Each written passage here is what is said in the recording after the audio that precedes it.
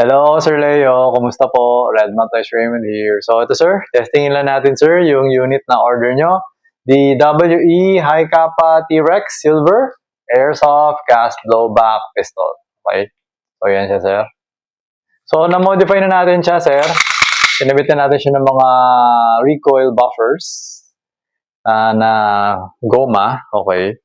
Tapos, medyo minodify din natin yung slide catch para medyo malesen yung pagka-sensitive niya, okay? Kasi nga, malakas kasi ito mag-blowback eh. So, nangyayari, dahil sa malakas siya mag-blowback, minsan kahit may bala pa, mag-open slide siya. So, yun yung niya, okay? So, yun. Always remember to keep your trigger finger out. Make sure that the muzzle is always pointed at the safe direction, okay? So, yun. So, ito yung magazine. Niligyan ko na siya ng gas, nakabala. Alright? So, test fire natin, sa chrono, tsaka yung blowback, tapos accuracy test dun sa box natin. Okay? So, turning on the chronograph. Okay, so yan, mapapansin mo, always trigger finger out yan. Okay? Okay, so yan, inserting the magazine. Okay, so, yun yung BB. Okay, so test natin ngayon yung ambidextrous na thumb safety. Okay yan, gumagana. Okay yan, no? Hindi puputok. Okay, down. Alright? So, dito muna tayo. Firing.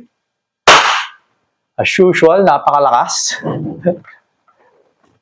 351.9. Pero dahil sa nilagyan nga natin siya ng recoil buffer, yung rubber, what happens is, mas na-lessen yung niya. Kasi dati kasi yung original niya, plastic lang. So yung plastic, nilagay ko na lang dito. No? Okay. Yan. Tapos, since rubber na siya, parang nadadampen yung ganun niya. So, solid siya. Tapos yun nga, yung spring niya, nagiging yung spring niya, medyo parang na-contract ng konti. So, mas snappy siya, mas mabilis siya. So, parang, kumbaga, kung yung ibang tao, di ba, minsan nagpapalit sila ng spring, pinapalatan nila ng 100 something, 120%, parang ganun.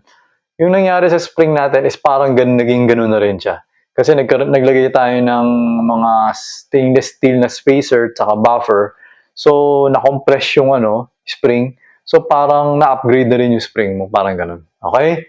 So, yun. So, ito, second shot. Taas talaga.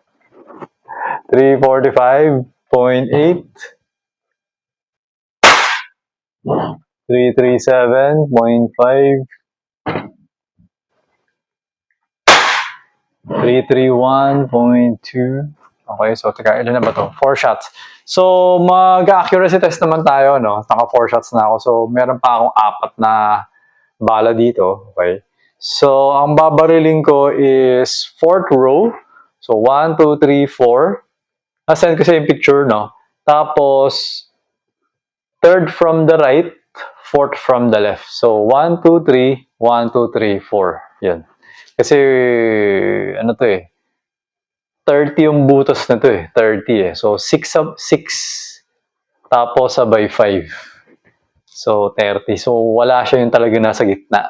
Yung nasa gitna niya space eh. Kasi 3, 3 eh. Parang ganun. 3, 3. Tapos isang 5 yung nasa gitna. Isa nasa gitna. Okay? So, babarilin natin yung isa. Tapos, send ko na sa yung picture. Okay? So, yan. Check natin. Okay? Pasok sa loob. Hindi siya center na center. Okay? Dun ulit. Okay, center, pero nasa baba ng center. And center. Nasa baba ng center. Ano ba? Center siya sa baba. So, parang ganun din. So, almost yung first shot, second shot dun din. So, lumaki lang yung butas. Okay, so pagka sinend ko sa yung picture na to, makikita mo parang isang malaking butas lang siya. Kasi parang nagkakadikit na sila lahat yung 4 eh. Okay? So, ayan sir, nag-open na yung slide. Kasi wala na siyang bala, no? So, removing the magazine. Okay, so ito nga rin pala.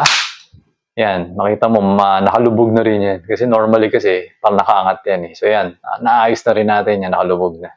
Okay, so removing the magazine. Wala ng bala. Okay. So, ito, pwede naman i-ganun. Pero ako ginagawa ko, pinupush ko pa rin. Pinupush ko at saka ako binababa. Para less friction, less nagkikis-kisan, less napupudpud. Parang ganun. Okay? So, ayan.